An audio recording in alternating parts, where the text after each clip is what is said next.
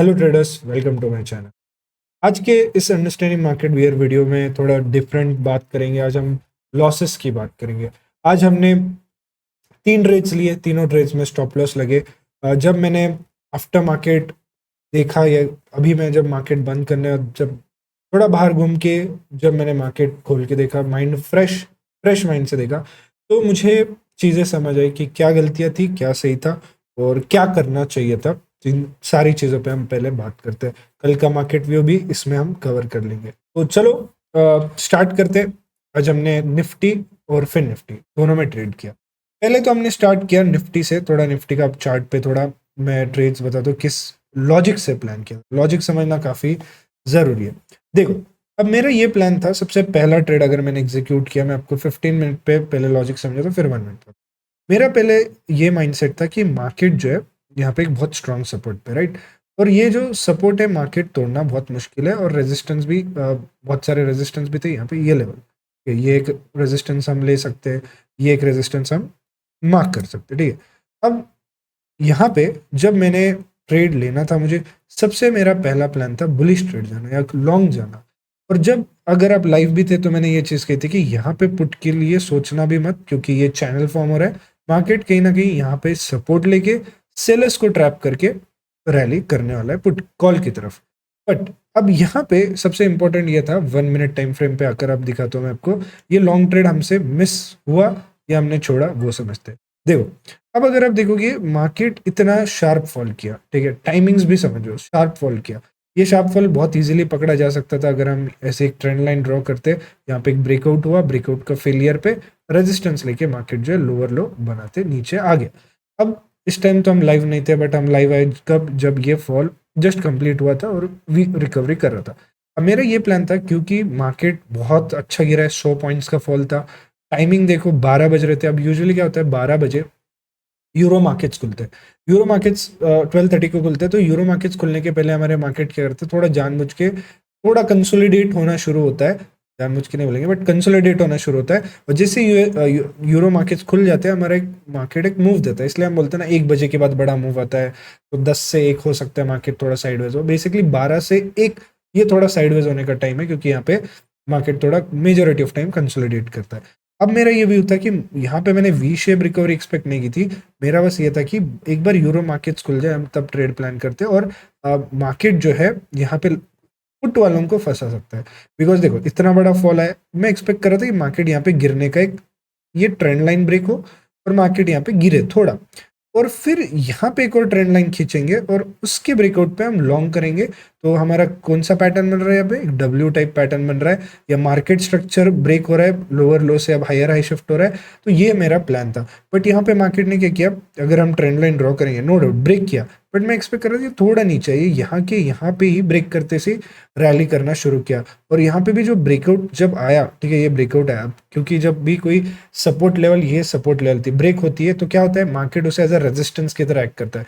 तो मैं एक्सपेक्ट कर रहा था ये रेजिस्टेंस थोड़ा बड़ा हो या अच्छा हो, या जो भी है। मार्केट इतना वी शेप हुआ, ये वी शेप एक्सपेक्ट नहीं कर रहा था। मैं एक्सपेक्ट कर रहा था एक डब्ल्यू शेप में मार्केट रिकवर, क्योंकि वी शेप में मार्केट हार्डली रेयर केसेस में रिकवर करता है। तो यहाँ पे हमने पूरा ट्रेड ये देखते हुए बैठे, और फिर यहाँ पे मार्केट ने एक और ब्रेकआउट दिया। मेरा प्लान यहाँ पे था कि हम क्यों ना वापस पुट की तरफ जाए, और एक क्योंकि यहाँ पे बायर्स को मार्केट ट्रैप करेगा, प्रॉफिट बुकिंग करने आएगा, और मार्केट वापस पुट की तरफ जाता है, तो हम पुट प्लान करते हैं। तो यहाँ पे जैसे ही मार्केट गिरा, इस पॉइंट पे मार्केट गिरा, तो मैं वेट कर रहा था ये पुल बैक ले और फिर यहाँ से लोअर लो बनाना शुरू करे। तो I was ready for a put. But यहाँ पे भी मार्केट ने एक वी शेप रिकवरी दिया।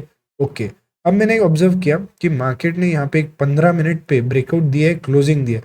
अब यहाँ पे अगर 15 मिनट का चार्ट खोल के देखते हो निफ्टी का, तो यहाँ पर आपको क्या दिखेगा। फिर मैंने ये देखा, मार्केट ब्रेकआउट देके बाय क्लोजिंग ऊपर दिया, बायर्स को इनवाइट किया, उनका एसएल खा गया। उसके बाद जो लोग सोचेंगे ये फेक ब्रेकआउट है, वो सोच के पुट खरीदे होंगे, उनकी एंट्री के बाद मार्केट ने उनका एसएल खा गया। तो मेरे को यहाँ दिख रहा था अब मार्केट बेसिकली ऊपर के साइड ही प्लान कर रहा है, लोगों सिर्फ बायर्स को वीक हैंड्स को निकाला, स्टॉप लॉस खा के वापस रैली कर सकता है। और एक और प्राइस एक्शन यहाँ पे ये बन रहा था, ये सेलर्स है, सेकेंड टाइम आए और वीक हो गए। यहाँ पे देखो सेलर्स इतना स्ट्रांग है, नेक्स्ट टाइम में सिर्फ एक ही कैंडल, फिर आए और वीक हो गए, और एकदम से यहाँ पे बड़ी ग्रीन कैंडल बनी, एक ही कैंडल, पावरफुल कैंडल। तो ये इंडिकेट कर रहा था कि मार्केट सेलर्स को इन्वाइट किए जा रहा है और एक बहुत अच्छी कैंडल बनी है। तो मैंने जस्ट ये ट्रेंड लाइन ड्रॉ की और इसके क्रॉसिंग पे ये ट्रेड इनिशिएट किया, और बहुत मेजोरिटी ऑफ टाइम्स ये ट्रेड यहाँ पे टारगेट हिट करता है। अगर मैं आपको सेम प्राइस एक्शन दिखाऊँ, यहाँ पर देख सकते हो मार्केट गिरा, ठीक है, गिरा, वी शेप रिकवरी, कंसोलिडेट, फिर अप मूव। अब ये मैं क्या करता हूँ, सेम पैटर्न को हिलाकर यहाँ पे फिट कर देता हूँ। ये देखो क्या यही हुआ, वी शेप, वॉलेटाइल और ऊपर गया। तो कहीं ना कहीं मेरे माइंड में ये सेटअप बैठा था, और यहाँ पे भी ऐसा ही लग रहा था, क्योंकि मार्केट ऑलरेडी सेलर्स के इनवाइट कर करके यहाँ पे किया, एसएल खा चुका है। वीडियो में आगे बढ़ने से पहले लेयर 1x के बारे में बात करेंगे। वैसे आपने एयर ड्रॉप के बारे में सुना ही होगा। जब भी कोई क्रिप्टो का न्यू प्रोजेक्ट शुरू होता है तो वो क्या करता है, अपनी पॉपुलैरिटी इंक्रीज करने के लिए फ्री टोकन्स दे देता है उनकी तरफ से। बस उनके कुछ एक्टिविटीज होते हैं, लाइक सोशल मीडिया पे आप फॉलो करो, या ये टास्क करो, वो टास्क करो, तो आपको जो है फ्री में टोकन्स दिया जाता है, जिसकी अगर प्रोजेक्ट अच्छा है बाद में उसकी वैल्यू जो है काफी बढ़ जाती है। लेयर 1x एक ऐसा प्रोजेक्ट है जो कि एक 4th जनरेशन ब्लॉकचेन का पार्ट है। तो इनके अगर आपको एयर ड्रॉप्स जीतना है तो बेसिकली आपको इनके फीड पे जाके लाइक, सारे सोशल मीडियाज को फॉलो करना पड़ेगा, कम्युनिटी पोस्ट पे इंटरेक्ट करना पड़ेगा, कमेंट्स करना पड़ेगा, फीडबैक्स देना पड़ेगा, तो आप भी इनके एयर ड्रॉप जीत सकते हो। अब लेयर 1x क्या है वो समझते। तो लेयर 1x है, एसेट हो गया, डेटा हो गया, वो सब कुछ डिफरेंट ब्लॉकचेन्स पे ट्रांसफर कर सकता है विदाउट एनी ब्रिजेस। इसकी जो स्पीड है वो 100,000 ट्रांजैक्शंस पर सेकंड। लेयर 1 जो जिस तरीके से ये प्रॉमिसिंग दिख रहा है, it can be the fastest leading blockchain. ये इनकॉम्पिटेबल ब्लॉकचेन्स में डेटा ट्रांसफर कर सकता है। इसका सबसे फैसिनेटिंग एसेट जो है वो है टोकनाइजेशन ऑफ एसेट्स। इसका मतलब क्या होता है, आप मल्टीपल फॉर्म्स ऑफ डेटा,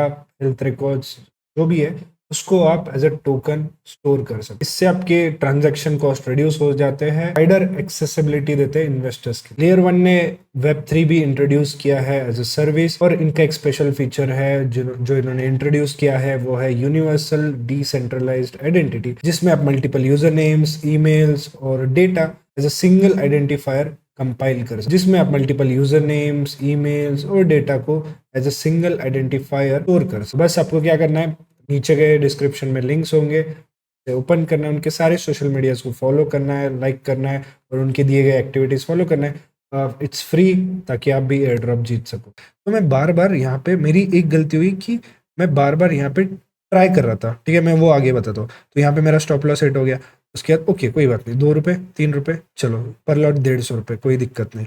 उसके बाद अगर आप देखोगे फिर से मार्केट ने सेम चीज़ की, क्या की, अब आपको पता है, अगर आपका डायरेक्शन, मतलब अगर आपका व्यू सही है, मार्केट एक बार एसएल खाएगा, और उसके बाद अगर आपका डायरेक्शन गलत है तो आपके अगेंस्ट रैली करेगा, और अगर आपका डायरेक्शन सही है तो मार्केट दोबारा आपके एंट्री पे आएगा। मतलब अगर आप एंटर कर रहे हो, समझो फॉर एग्जांपल किसी ब्रेकआउट पे, और मार्केट ने ब्रेकआउट फेल हो गया तो नीचे क्रैश करना चाहिए, बट अगर वापस ब्रेकआउट देने आ रहा है, इसका मतलब क्या हुआ कि वहां पे सिर्फ वीक हैंड्स को निकाल रहा है और मार्केट को ऊपर ही जाना है, ताकि इसलिए आपके एंट्री के पास आ रहा है।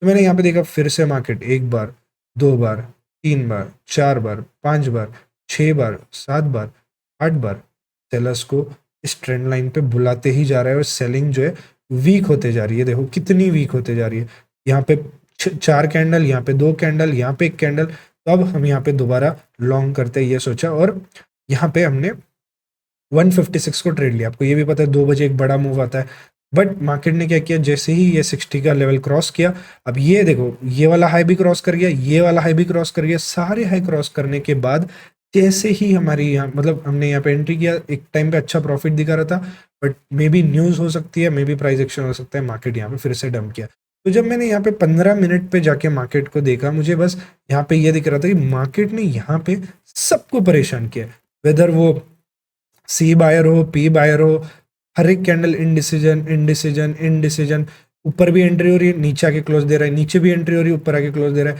तो यहाँ पे मुझे एक चीज समझी, मे भी मैंने यहाँ पर 1 घंटे के अंदर 3 ट्रेड्स लिए थे, यहाँ पे 2 ट्रेड हो गया, और थर्ड मैं आपको फिन निफ्टी में भी एक्सप्लेन करता हूँ ये किस लॉजिक से लिया गया था। फिन निफ्टी का ट्रेड देखना। अब यहाँ पर देखो मार्केट ने यहाँ पर क्या किया, इस ट्रेंड लाइन को फॉलो करते जा रहा है, फॉलो किया, फॉलो किया, फॉलो किया, फॉलो किया। अब देखो ये ट्रेंड लाइन पहली बार ब्रेक हुई, मतलब क्या, भर भर के लिक्विडिटी आई होगी, भर भर के वॉल्यूम आया होगा, पूरे पुट बायर्स जो वेट कर रहे थे ब्रेकआउट का वो लोग आ चुके होंगे, अब यहाँ पे मार्केट ने क्या किया, यहाँ पर मार्केट ने पहले पुट वालों को इन्वाइट हुआ, फिर वापस एक अप मूव, फिर नीचे, फिर अप मूव, एक डब्ल्यू टाइप बनते जा रहा था और सेलिंग यहाँ पे वीक हो गई थी। आपको पता है ब्रेकआउट कैसे होता है, फ्यूरियस होता है, जैसे ये ब्रेकडाउन, ये देखो कितनी बड़ी कैंडल बनी इंस्टेंटली, किसी को एंट्री का मौका नहीं और रैली करता गया। तो यहाँ पे मौका दे रहा था मार्केट बार बार, तो मुझे कहीं ना कहीं लग रहा था मार्केट वापस ऊपर जा सकता है। सेम चीज़ यहाँ पे हुई, एंट्री हुई, एंट्री होते से अगली कैंडल रेड बन गई और यहाँ पे स्मॉल ऐसा देखो। मैं अपने स्टॉप लॉस दिखाने से छुप डरता नहीं या छुपाता नहीं, बिकॉज लाइव स्ट्रीम है यार, जो भी एक कैंडिड है, जो भी एक खुला है, दिख जाता है। और बहुत सारे लोग बोलते हैं आप अपना स्टॉप लॉस शॉर्ट्स में क्यों पोस्ट नहीं करते। 2 रुपए का स्टॉप लॉस जो एक 2 सेकंड में अगर मेरी एंट्री होती है, अगले या दूसरे मिनट में हिट हो जाता है, मैं उसको शॉर्ट में बताऊँ क्या, उसमें आपको सीखने को क्या मिलेगा। हाँ, अगर मेरा स्टॉप लॉस 50 पॉइंट का है, 50 पॉइंट का स्टॉप लॉस है, तो वो जल्दी हिट नहीं होगा, उसको पूरा दिन में भी रुकना पड़े तब हिट हो सकता है। हाँ, वो मैं बता सकता हूँ कि हमने ये ट्रेड लिया, दिन का एक ही ट्रेड था जिसमें 50 पॉइंट्स का स्टॉप लॉस था, टारगेट 100 पॉइंट का था, और फिर हमने ये वेट किया मार्केट ऐसा हुआ वैसा हुआ और फिर दो फेयर में जाके मेरा सेलेक्ट हुआ, तो वो बता सकते हैं। बट हम यहाँ पे स्मॉलर टाइम फ्रेम पे क्विक ट्रेड्स ले रहे हैं। यहाँ पे हमें, मैं जब शॉर्ट डालता हूँ तो वहाँ पे मेरा दिखाने का एम या मोटो क्या होता है, देखो मैंने 1 मिनट पे कैसे एंट्री किया, 2 रुपए का स्टॉप लॉस था, बिल्कुल भी टच नहीं हुआ, एंट्री होते से ही फास्ट रैली हुई और वो डे हाई से डे बॉटम तक गया, डे बॉटम से डे हाई तक गया। ये चीज़ें मैं शॉर्ट्स में दिखा, तो इसलिए मैं ऐसे, अगर आपको देखना है लाइव स्ट्रीम ज्वाइन करो, वहाँ पे आपको जो है सब क्लियर दिख जाएगा। तो 3 ऐसे हिट हुए मैंने यहाँ पे, अगर आप पॉइंट्स गिनोगे, अगर हम सारे ट्रेड्स, वैसे तो हम 2 रुपए गिन के चलते, 2.5 रुपए, बट हम चलो स्लिपेज बफरिंग कुछ भी पकड़ के 3 रुपए पकड़ते, यहाँ पे 3 6 9, 3 ट्रेड्स में 9 रुपए का स्टॉप लॉस है। चलो मान ले तो मेरा एक और स्टॉप लॉस हिट होता 12 पॉइंट्स, एक और हिट हो जाता 15 पॉइंट्स, एक और हिट हो जाता 18 पॉइंट्स, तो बेसिकली मेरे 6 स्टॉप लॉस भी हिट होते, 3 6 18 पॉइंट्स मेरे यहाँ पे लॉस होता। बट मेरा हर एक ट्रेड में टारगेट कितना है देखो, 24 30 पॉइंट्स, 20 मिनिमम 20 पॉइंट्स तो मिलता ही है। और आपको भी पता है 100 पॉइंट्स के हमने टारगेट निफ्टी में लिए हैं, बैंक निफ्टी में 1% हमने कैप्चर किया। डिपेंड करता है मार्केट कितना रेंज है, कितना वॉलेटाइल, हमने 2x 3x हमने कितने बार किए। तो मुझे यहाँ पे फर्क नहीं पड़ता अगर मेरा स्टॉप लॉस हिट होता है, क्योंकि सेटअप ही बनाया ऐसा गया है कि आप बहुत स्मॉल लूज करते हो, आप बहुत बड़ा जीतते हो। अगर आपका विन रेट भी, रिस्क रिवॉर्ड ज़्यादा है, विन रेट भी कम रहा, तो will always and up in green. हाँ, बस आपको रूल्स फॉलो करने पड़ेंगे, क्योंकि अगर आप इस 2 3 रुपए के स्टॉप लॉस को 10 20 का बना दोगे तो कोई सेंस नहीं बनता, फिर आपका रिस्क रिवॉर्ड वो तो ऐसा हो जाएगा 1:2, 1.1:1, 1:2 आपका RR हो जाएगा। ठीक है, तो ये 3 ट्रेड्स थे। अब मैंने यहाँ पे चीज़ें मैंने क्या सीखी कि पहली चीज़ ये था कि मार्केट आज इतना वॉलेटाइल था। ठीक है, मार्केट आज इतना वॉलेटाइल था, मैंने गलती ये की कि मैंने एक ही टाइम फ्रेम में, मतलब एक ही जोन में, टाइम है 1 बजे से शुरू यहाँ पे हुआ, एक 118 और लास्ट ट्रेड क्लोज हुआ 218।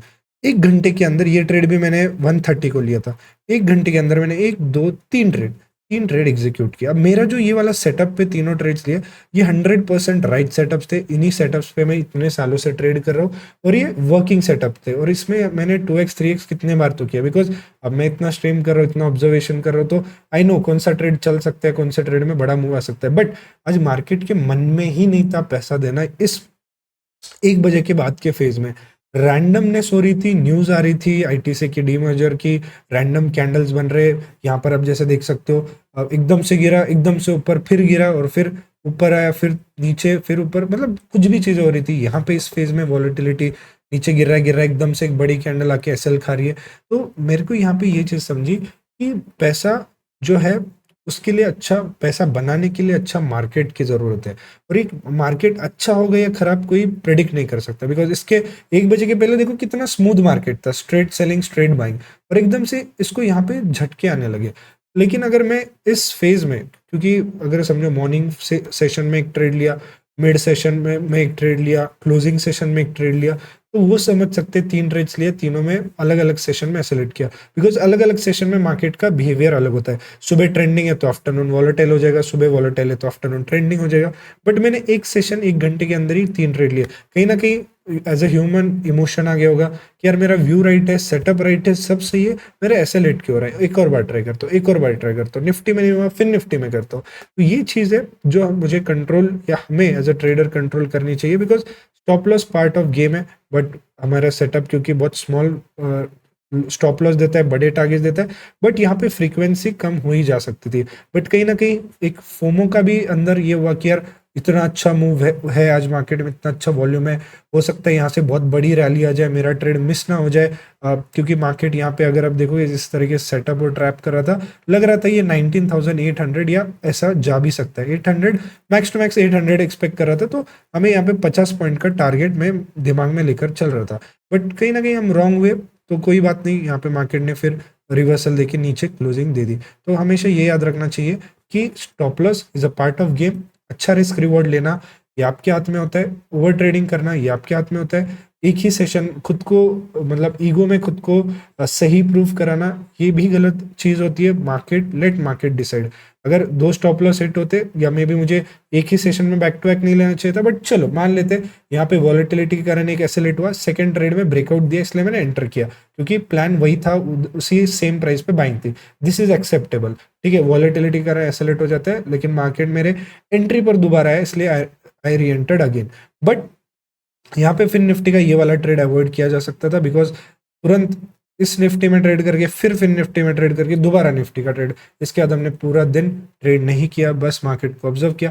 बिकॉज जैसे ये न्यूज़ भी आई तो मार्केट में कंप्लीट रैंडमनेस होना शुरू हो गई। ठीक है, तो ये मुझे चीज़ें बतानी थी। अब बहुत टाइम बाद हमारा एक रेड डे था, तो यहाँ पे हमें सीखने को बहुत कुछ मिला। अब कल के मार्केट की बात करते हैं। देखो कल का मार्केट अभी डाउ जोन्स हो गया, S&P 500 हो गया, ये लोग ये जो इंडेक्स है ये बुलिश है। देखो यहाँ पे 0.5 0.6 ये दोनों बुलिश दिख रहे हैं। तो कहीं ना कहीं मार्केट जो है कल थोड़ा 700 के ऊपर खुलने के चांसेस है। अभी देखो मार्केट में ट्रैप कैसे बना, 700 के नीचे क्लोजिंग देख के बहुत सारे लोगों ने पुट खरीदा होगा, बड़ा मार्केट थोड़ा गैप अप खुलने के चांसेस में। तो 19,700 के ऊपर खुला तो मार्केट एक थोड़ा डब्ल्यू टाइप प्राइस एक्शन में आ सकता है, और हो सकता है मे बी कल ये फिर से ब्रेकआउट देके थोड़ा ऊपर जाए, मे बी 19,800 तक जाए, क्योंकि कल अब फिर निफ्टी की एक्सपायरी है। तो अब वॉलेटिलिटी जो है, volatility in the sense movement तो रहेगा, बिकॉज यहाँ पे भी काफ़ी टाइम से फिन निफ्टी शांत बैठा है, स्लो सेलिंग हो रही है। अगर आप यहाँ पे भी इस चैनल की बात करो तो ये भी ब्रेकआउट दे सकता है, बिकॉज ये भी सपोर्ट जोन पे 20,500 के सपोर्ट ले सकता है। पुट सेलर्स यहाँ पे 20,500 पे एग्रेसिवली अपनी पोजीशंस बना सकते हो सकता है ये ब्रेकआउट देके मार्केट जो है अच्छा खासा मूव करे, मे बी 2,600 मे बी 2,700 तक। ठीक है, ये हम प्लान कर सकते हैं। तो वॉलेटिलिटी हो चुकी है, मार्केट में जा चुके हैं, कल हमें थोड़ा अच्छा मार्केट देखने मिल सकता है। बस ये सीन है कि यहाँ साइडवेज तो हो सकता है, मॉर्निंग सेशन साइडवेज रहे, इस रेंज में मार्केट जो है चलता रहे, और आफ्टरनून में ब्रेकआउट दे, अब ये प्लान हो सकता है। तो कल मैं लाइव में जल्दी आ जाऊंगा